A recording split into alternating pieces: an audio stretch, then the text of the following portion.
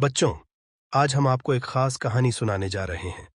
यह कहानी है अब्राहम और सारा की, जिनकी आस्था और साहस ने इतिहास बदल दिया।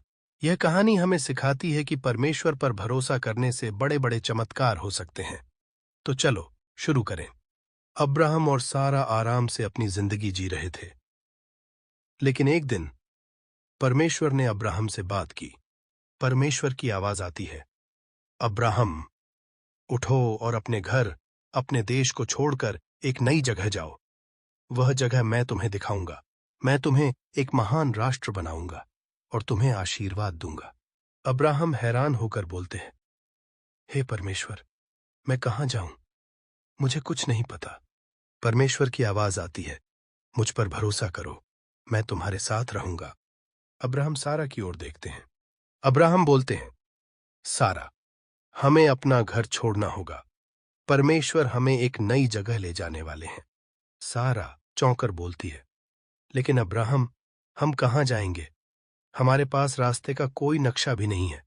अब्राहम मुस्कुराते हुए बोलते हैं, परमेश्वर हमारे साथ हैं, हमें उन पर भरोसा करना होगा।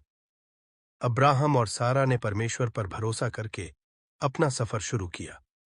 उन्होंने बिना सवाल किए परमेश्वर के आदेश का पालन किया। रास्ते में बच्चे अब्राहम से सवाल करते हैं। बच्चे बोलते हैं, अब्राहम अंकल, क्या हमें डर नहीं लगना चाहिए? अब्राहम मुस्कुराते हुए बोलते हैं, नहीं बच्चों, परमेश्वर हमारे साथ हैं। जब वह हमारे साथ होते हैं तो हमें किसी बात से डरने की जरूरत नहीं होती। जब अब्राहम और सारा ने परमेश्वर की बात मानी तो परमेश्वर ने उन्हें एक और वादा किया। परमेश्वर की आवाज आती है, अब्राहम, देखो आसमान के सितारों को। परमेश्वर की आवाज आती है, जितने ये तारे हैं उतने ही तुम्हारे वंशज होंगे। तुम्हारी संतानों से एक महान राष्ट्र बनेगा। अब्राहम भावुक होकर बोलते हैं, हे परमेश्वर, मैं आपका आभारी हूं। सारा अपने मन में सोचती है, मैं बूढ़ी हो गई हूं, मेरे बच्चे नहीं हो सकते। क्या परमेश्वर का वादा सच हो सकता है? तभी परमेश्वर का दूत प्रकट होता है।